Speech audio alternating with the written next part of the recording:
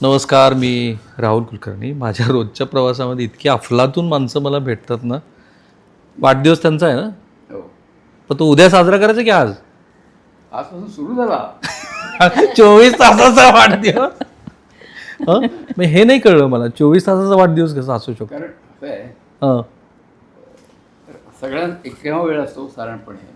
हं. मग कोणाला तरी रविवारी अपॉइंटमेंट आहे, अमुक आहे तमुक आहे, म्हणून मग आम्ही असं करतो की 2 दिवस वाढदिवस साजरा करायचा. आता उद्या आमचा चुलत भाऊ येईल, हं. मग बाकी दिवशी मंडळ उद्या येतील काही ते आम्ही घरचे लोक आहोत, मग यांच्या वाढदिवस. पण मग त्यांना नीटचं काही कारण होतं का तुम्ही सांगायचं? नीटची परीक्षा उद्या आहे म्हणून. हे आधीपासूनच चाललंय. आता मी तरी काय करू, हां, तरी घेतली ना 21 तारखेला. काय मुहूर्त त्यांच्या वाढदिवसाचा काढला होता. आमच्याकडे पूर्वीपासून ते सांगतात. हं. मला माहेरी छोटी म्हणून म्हणतात. हां. तर मोठ्या दिवशी छोटी जन्माला आली. आता किती वर्षाच्या झाल्या त्या? मी त्या ती आता झाली ती म्हणजे आता 5 उद्या 83 कंप्लीट होईल. आणि तुम्हाला मला 89 झाली. म्हणजे 6 वर्षाचं 6 अंतर होतं. वर्षाचं. मला 7 मार्चला झाली हं. आणि आता 21. ओके. कोण कोणाचा सल्ला घेत असं विचारायचं काही कारण नाही. तुम्ही डॉमिनंट आहात. नाही नाही, कमाल आहे. असं आहे, हं. बाहेर मी डॉमिनंट असेल, हं, मग घरात घरात कोण असतं? मी तुम्हाला सांगायला पाहिजे का सांग. कुठं बोलताय? काही बाबतीत डॉमिनेट करतात ते, हां, नाही असं नाही. निर्णय प्रक्रिया त्यांची. हां. तर हे जे जोडपं आहे ना, मी पुण्यात आहे, जोशी पती पत्नींना मी बोलतोय आणि त्यांचं सहजीवन किती वर्षाचं आहे? 63 वर्ष झाली लग्नाला. 63. आणि ती तारीख लग्नाची तुमच्या आहे ना लक्षात. किती? 5 मे हं. 1943. नाही नाही 63. 63. हो, 43 माझा जन्म, सॉरी, 63. 5 मे 1963 त्या दिवशी आमचा विवाह झाला. हं. आम्ही भेटलो केव्हा ते मला आठवत नाही. मला असं वाटतं नोव्हेंबर डिसेंबरमध्ये किंवा भेटलो. तर ते ऑब्व्हियसली अरेंज मॅरेजच असणार ना. 63 ची गोष्ट करतोय आपण. नाही, अरेंज मॅरेज नाही, पण लव्ह मॅरेज पण नाही. हे कसलं म्हटलं? कशी सुरुवात झाली? मी एस पी कॉलेजमधनं जात होते हं. आणि हे बाहेर पडलेले होते SP अरे, मधनं. लव ॲज फर्स्ट साईट. हं? आणि मी त्यांना पाहिलेलं अजिबात नव्हतं, हां. पण त्यांनी मला पाहिलेलं होतं अनेक वेळा. हं. त्यांचा एक मित्र म्हणायचा, आमचं जेव्हा लग्न ठरलं हं. तेव्हा त्यांचा एक मित्र म्हणायचा, म्हणजे ठरल्यावर तो म्हणाला की म्हणजे जी हसली की प्राजक्ताचा सडा पडतो ती का, तिच्याशी का लग्न ठरलंय. रसिक आहेत ते. तो फार रसिक होता.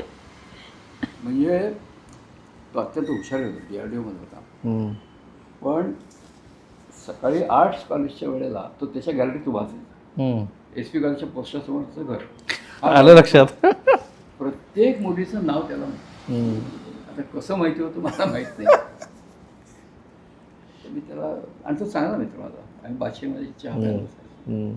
अर्धा कप. तर म्हटलं, अरुण माझं लग्न ठरलं. म्हटलं, कोणाशी? काणे. छोटी? म्हटलं हो. ती प्राजक्ताची फुलं पडतात ती असली की. अच्छा. पण ही फिलिंग तुम्हाला होती का की प्राजक्ताची फुलं पडत नाही ना? हे तो कवी होता हो. हां, म्हणून. मोठा माणूस होता. पण त्याची डिरेक्टरी अजब होती. हं. आणि कधीही असं झालं नाही की बाबा परीक्षेत त्याला कमी मार्क मिळाले. हं. सगळा अभ्यास व्यवस्थित, सगळं छान. पण एवढ्या 63 वर्षामध्ये मी तर हे नाही विचारणार किती वेळेला भांडणात म्हणून. खूप वेळा. हो ना?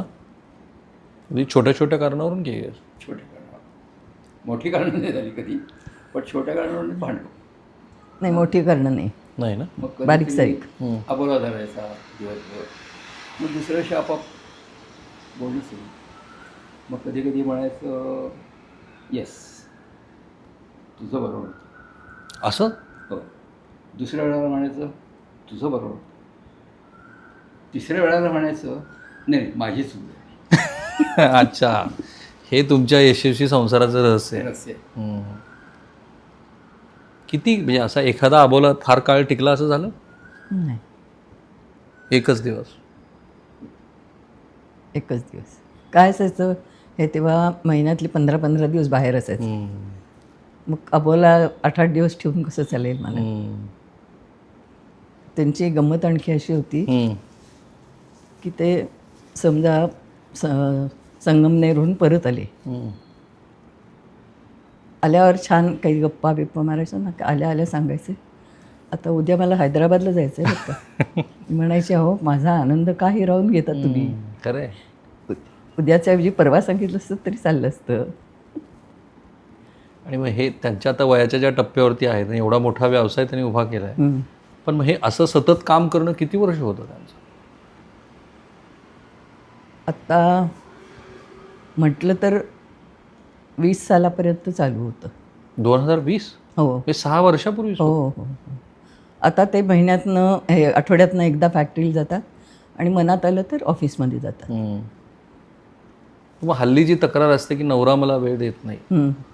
त्यावेळेला तसं नाही वाटलं? आम्ही बरेच वेळ संध्याकाळी त्या काळामध्ये कॅम्पमध्ये कॉफी हाऊसमध्ये जायचो आणि मुलींना घेऊन जायचो की सगळं कुटुंब गेलं आपण 4 जण बरोबर की मग छान गप्पा होतात. म्हणून त्यावेळेला तशी बाहेर हॉटेल्स एक क्वालिटी होतं आणि एक दुसरं कुठलं होतं आपण कॅम्पमध्ये जायचो बघा, आमिर. आमिर. तिथे फक्त जायचं, मुलींना घेऊन जायचं सगळीकडे. महाबळेश्वरला वर्षातनं 2-3 वेळा आम्ही जायचो मुलींना घेऊन सगळीकडे. पण आता असं आहे की काही प्रेक्षक अशी तुलना करतील की तुमचा जो काळ आहे तो आणि आत्ताचा जो काळ आहे त्याच्या गरजा आणि त्या सगळ्याच बदललेले, संदर्भ बदललेले आहेत. आणि म्हणून विवाह संस्थेत छोटे विवाहामध्येच अडचणी निर्माण झाल्या. हे पटतं तुम्हाला की छोट्या छोट्या कारणावरून सोडून द्यायला शिकलं पाहिजे तर जमू शकतं. आणि पण त्या मीच काळात किती काळ सोडून द्यायचं असं नाही. नाही, आताचा काळ बदलला म्हणजे दोघंही नोकरी करणारे कमावणारे असतात. त्यावेळेला तसं काहीच नव्हतं ना. म्हणजे सून नोकरी करते हा एक कमीपणा मानला जायचा तेव्हा. सोडून द्यायचं म्हणजे किती सोडून द्यायचं? आताची लिमिट मला माहिती नाही काय आहे. पण तुमची काय लिमिट होती, कितपर्यंत तुम्ही सोडून दिलं? हे आवडलं नाही मला पण मी दिलं सोडून. नाही प्रसंग आठवत मला. तुम्ही असं कधी केलं की ही गोष्ट नाही आवडली पण मी दिलं सोडून? तिला जे आवडतं तिला ओके. आता तिचा वेळचा त्यावेळेला कदाचित एक पोटात भीती असेल की धंदा नाही झाला तर काय. मग घरी आम्ही मग तिने टमाटो पडले, भाव पडले, टमाटोचं एक ठिका भरून आणलं, त्याचं सॉस केलं, केचप केलं, बाटल्या भरल्या. त्यावेळेला आम्ही रोटरीचे मेंबर होतो तिथे विकल्या. त्याच्यानंतर खाली आमची जागा रिकामी झाली होती, तिथे टी शर्ट्स करायला सुरुवात केली, ते विकले. आता ते टी शर्ट विकायचे तर दुकानात त्याला काय फारसं नव्हतं, पण टिळक स्मारकमध्ये प्रदर्शन असायचं. त्या प्रदर्शनात मी टी शर्ट घालून तिथे उभं राहायचो की हा टी शर्ट तिने बनवलेला आहे, मी मॉडेल करून, आणि विकले जायचे. चादरी आणायच्या महाबळेश्वरला, त्या विकायच्या. असे वेगवेगळे उद्योग तिने स्वतः मागे लावून घेतले. वेळ जावा म्हणून की आवड अशी व्यवसाय? नाही, आवड म्हणून. गरज त्यावेळेला तशी होती का नाही मला माहीत नाही तिची, पण ती एक आवड होती. ती सतारीच्या क्लासला जायची. त्याच्यानंतर आता ड्रॉइंग्स पेंटिंग ती करायला लागली. त्या बेंचवरची पेंटिंग आहे ती इकडे लावली ती, आणि अजून सुद्धा पेंटिंग करते. पण तो तिचा स्वतःचा एक उद्योग असतो. उद्योग म्हणण्यापेक्षा तिची हाऊस होती, आणि दिवस वेळ चांगला जातो, वाचनात वेळ चांगला जातो. आणि तुमचं कुठले चांगले गुण आहेत? पॉडकास्ट पाड. चांगला गुण कुठला वाटतो किंवा गुण कुठले चांगले वाटले? संयम. संयम, अतिशय संयम. मग तुला त्रास झाला नाही असं नाही. मग एवढा लोकांना सासूबास होईल तेवढा तिलाही झालेला आहे. पण कुठेही निषेधाचा शब्द नाही, प्रत्युत्तर नाही. असं पण मग तुम्ही कधी आईला नाही सांगितलं?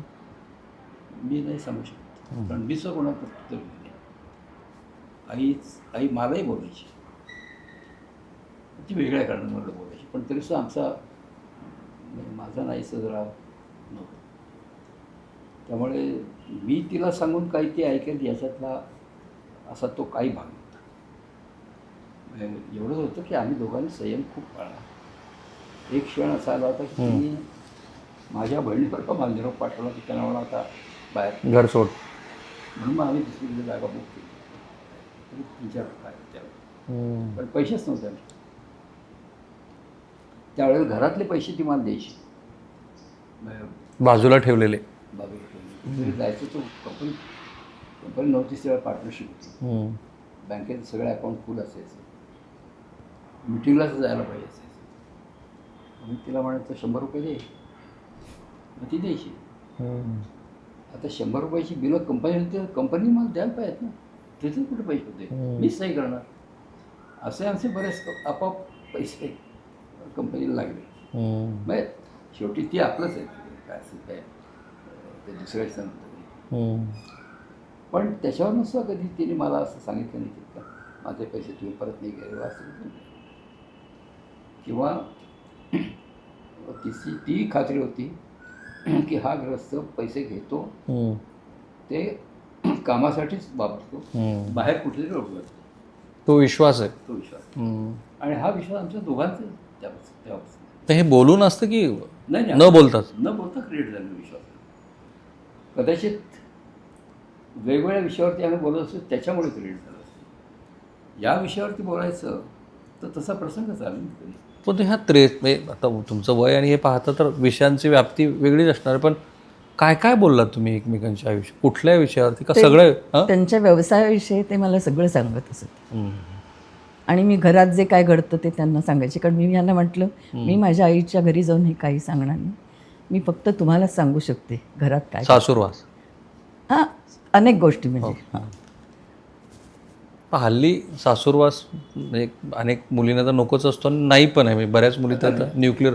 पण तुम्ही तो त्रास सहन केला, तो सहन करण्याच्या मर्यादेत होता की कसा? कारण दोघांचा संवाद नाही आहे, कुठल्याही कारणामुळे असेल. माझ्या आईची सहनशक्ती माझ्यात आली, आणि मला वाटतं त्याच एका कारणामुळे आम्ही दोघं जास्ती जवळ आलो एकमेकांच्या. तुम्ही ह्यांचा कोणता स्वभाव तो तुम्हाला वाटतं हा गुण फारच युनिक आहे? शांत आहेत ते, खूप आवाज मोठा चढवून कधी बोलत नाही. हो, बरं. आणि कामाशी एकनिष्ठ, एखादी गोष्ट मनात घेतली की ती करणार म्हणजे करणार, आणि त्याचा पाठपुरावा ते करत राहतात ती गोष्ट त्यांना मिळेपर्यंत. असं आहे की ह्या मालिकेतले अनेक तुम्हाला गृहस्थ आणि ती दाम्पत्य तुम्हाला भेटलेली, म्हणजे 80 वर्षाचे भेटले, 90 वर्षाचे भेटले. मला वाटतं नाशिकमधल्या फॅमिलीत ते जे दोघं पती पत्नी होते त्यांनी स्पष्टपणे सांगितले की ही जमदाग्नी आहे, पण मी तिच्याशिवाय राहू शकत नाही. तर हे का आवश्यक आहे की सध्याच्या स्थितीमध्ये ज्या पद्धतीने, म्हणजे अनेक मित्र माझे जज आहेत आणि ते मला जे काही सांगतात, आता हे सांगणं सोपं आहे, प्रत्यक्षात आचरणात आणणं आणि सहन करणं अवघड आहे. आहे ना, बरोबर आहे, पण केलंच. तुम्हाला उदाहरण सांगतो की मी आमचं त्यावर ते खूप बोलणार की माझ्या आयुष्यामध्ये मी कधीही कुणालाही उलट उत्तर केलं नाही. काय सांगता? हो. Almost impossible. म्हणजे व्यवसाय सुद्धा नाही. पण तुम्हाला राग वगैरे आला नाही कोणाचा? हो, मग 10 वगैरे म्हटलं की काय? 10, 9, 8, 7 नाही, तसं नाही. पण राग आला, मी खुर्शीवरून उठतो, बाहेर आलो, मला पाहिजे ते केलं, मी प्रूव्ह केलं मला. हो, हेच NDDBचं मग तुम्हाला सांगितलं होतं, मला हाकलून दिलं होतं, बॅन होता माझ्यावर. मग कसं होते, पण अक्षरशः हाकलून दिलं. आणि मी माझ्या मशीन्सने प्रूव्ह केलं इतकं की कोऑपरेटिव्स म्हणजे सरकारीचं पण सोडून मी सरकार कधी कधी फारशी मशीन मी सरकारला दिली नाही त्यावेळेला. कोऑपरेटिव्ह ज्या आल्या त्या कोऑपरेटिव्ह NDDBकडे मागायला लागला की आम्हाला नायक्रोमचंच मशीन पाहिजे. हे NDDB बद्दल बोलतो, नॅशनल डेअरी बोर्ड. त्यांच्याबद्दल बोलतो की कोऑपरेटिव्हला त्यावेळेला NDDBकडनं पैसे मिळायचे, इक्विपमेंट मिळायचे. त्या इक्विपमेंटमध्ये आम्हाला नायक्रोमचंच मशीन पाहिजे हा आग्रह कोऑपरेटिव्ह मी न सांगता धरला. वा, त्यांचा मोठा व्यवसाय आहे. मी तो तुम्हाला स्वतंत्रपणे दाखवेन, पण आज मला ह्या दोन व्यक्तिमत्व, कारण त्यांचा आज वाढदिवस उद्याच आहे. तुम्हाला आणखी एक गोष्ट सांगायची राहिली. Family planning association of India ही जी पुण्यातली संस्था आहे, तिथे सेक्स एज्युकेशनवर लेक्चर्स देण्यासाठी एक संस्था आहे. त्यांच्यातर्फे त्यांनी जाहिरात अशी केली होती पेपरामध्ये की सधन घरातल्या गृहिणी ह्या कामासाठी आम्हाला हवे आहेत. तर मी गेले मीटिंगला त्यांच्या. ही केव्हाची गोष्ट आहे? ही 86 फार जुनी गोष्ट. आणि युनिव्हर्सिटीमध्ये आमचा त्यांनी 5 दिवसाचा कोर्स घेतला. काय काय विषयावर आपण बोलायचं हे सांगितलं. नंतर एक डेमॉन्स्ट्रेशन लेसन घेऊन दाखवला आणि आम्हाला सांगितलं की तुम्ही शाळात जा, तुम्ही काय बोलणार आहात सेक्स एज्युकेशनवर, आणि 3 लेक्चर्स द्यायची त्याची वा. शाळेत. आणि शाळांना पटवून द्या की ह्याची आता गरज आहे, म्हणून आम्ही आलो आहे. तर असा आमचा 12 जणींचा जवळजवळ ग्रुप होता, 12-15 जणींचा. तर आम्ही दोघी मिळून असं ठरवून घ्यायचो की इतक्या शाळांतनं आपण जायचं. आणि शाळाने परवानगी दिली आम्हाला. दर आठवड्याला 1 लेक्चर द्यायला जायचं आणि परत यायचं. त्याच्यासाठी आम्हाला युनिव्हर्सिटी म्हणजे फॅमिली प्लॅनिंग असोसिएशन ही 80 रुपये कन्व्हेन्स द्यायची. तर आम्ही त्यांना सांगितलं की आम्हाला काही आवश्यकता नाही आहे, आम्ही आमच्या आवडीने आलो आहे. पण ते म्हणाले तसं नाही, हा कन्व्हेन्स तुम्हाला आम्ही देणार. म्हणजे एक शाळा केली की 80 रुपये मिळायचे त्यावेळेला. असं मी 12 वर्ष काम केलं. नंतर माझ्या गुडघ्याचा त्रास सुरू झाला, मग मी ते थांबवलं, कारण 1 तास उभं राहून लेक्चर द्यायचं शक्य नाही झालं मला. पण यांनी सुरुवातीला तुम्हाला ह्या कल्पनेला पाठिंबा दिलाच असणार, हो. ह्या एज्युकेशन. आणि न सांगितलेली एक गोष्ट तुम्हाला मी सिलेक्ट केल्या ह्या पूर्व भागातल्या शाळा कॉर्पोरेशनच्या वर्ग मागून घेतले 9वी 10वीच आहे. बरं. आणि तिथे कुमारवयीन मुलं सगळी. हो, तिथे हिने व्याख्यान दिलं. तर ते प्रिन्सिपल तिला म्हणायचे की आम्ही तिथे येऊन बसतो, मग तुमचं सुरू. पण अशा या शाळातनं सुद्धा याची गरज होती. आणि तर मी तुम्हाला हा प्रश्न त्यांच्यापेक्षा की लग्न यशस्वी करायचं असेल तर काय करायला लागेल? संयम हा तो तुम्ही सांगितला, दोघांचाही गुण मला लक्षात आला, दोघंही कमी बोलता, आणि दोघांनी एकमेकांना स्वातंत्र्य द्यायला पाहिजे. आता हल्ली असतंच की प्रत्येकाला स्वातंत्र्य, म्हणजे प्रत्येकाची बेडरूमच स्वतंत्र झाली, इथपर्यंत झाले आता ते. हा, आता मग काय केलं आणि काय सांग. तुमचं असं म्हणणं की प्रत्येकाने स्पेस द्या, एकमेकाला स्पेस द्यायला पाहिजे, एकमेकाची मनं सांभाळून घेतली पाहिजे, आणि जितका शक्य आहे तेवढा वेळ एकमेकाला द्यायला पाहिजे. मुलांसकट एकमेकांना वेळ द्यायला पाहिजे. इथे पुण्यात म्हणजे सोमवारी उठले गेले महाबळेश्वरला, मग ते गेले इकडे, असं नाही. ओके. हा विकेंड कल्चरवरती तुमचा विश्वास नाही आहे? विकेंड कल्चर हे चैनीचा भाग होता. क्या बात. परंतु इथे पुण्यामध्ये संध्याकाळी आल्यानंतर एक अर्धा तास तरी पती पत्नींनी एकमेकाशी बातचीत केली पाहिजे. दिवसभराचं काय ते सांगितलं पाहिजे, बेस्ट. पुढे काय करणार आपण हे सांगितलं पाहिजे, काय करू नये ते सांगितलं पाहिजे. अशा तऱ्हेने जर का बातचीत होत राहिली तर मनं जुळतील ना. आणि महिलेने काय करायला हवं असं वाटतं? हे पुरुषाची बाजू झाली.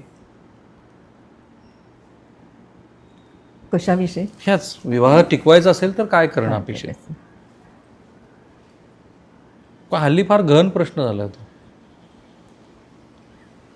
एकमेकांच्यावर कुरघोडी करायची नाही असा प्रयत्न करावा.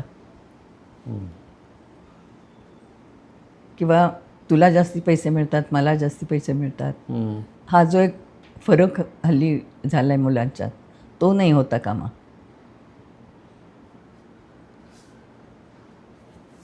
दोघं एक साथ वॉकिंग वगैरे करता की नाही? आता नाही करत. पूर्वी करायचं. तुम्ही सांगितलं मला महाबळेश्वरचा किस्सा, सगळं जंगल पालतं जातं. ते म्हणायचे जंगल मला ताकद देतं फिरताना. पण तुमची लग्नाआधीची आवड होती का जंगलात फिरणं वगैरे? ह्यांना होती. मी मराठीत पहिलीत असल्यापासून महाराष्ट्र मंडळात जात होते, हां. ते 11वीपर्यंत. त्याच्यानंतर मी CPED म्हणून एक कोर्स होता त्यावेळेला, सर्टिफिकेट ऑफ फिजिकल एज्युकेशन. तो 2 वर्षाचा कोर्स महाराष्ट्र मंडळातच घेत असत, तो मी केला होता. योगासनाच्या क्लासला जात होते मी. नंतर 15 वर्ष मी बॅडमिंटन खेळायला जात होते आणि आमचा पुरुष स्त्रिया असा ग्रुप होता त्यावेळी. आणि त्याच्यानंतर 30 वर्ष जिमला जातो आहे. आता मध्ये खंड पडला करोनामुळे, आता पुन्हा सुरू केलं. तुम्हाला काही आजार वगैरे तर नाही आहे? काही ब्लड प्रेशर नाही, डायबिटीस नाही, काही नाही. असं सांगून लोकांना तुम्ही आता मला पण दोन्ही नाही आहे, BP नाही आणि शुगर नाही. क्या बात. काय खाता असं लोक विचारेल तुम्हाला. साधं घरातलं जेवण करतो. हो ना, वेळेवरती जेवण. म्हणजे मी वेळेवर जेवते, ह्यांना शक्य नाही, त्यांच्या व्यवसाय शक्यतानं व्यवसाय. शक्यच नव्हतं. पण हल्ली झोपेच्या वेळा बदलत की नाही तुमच्या?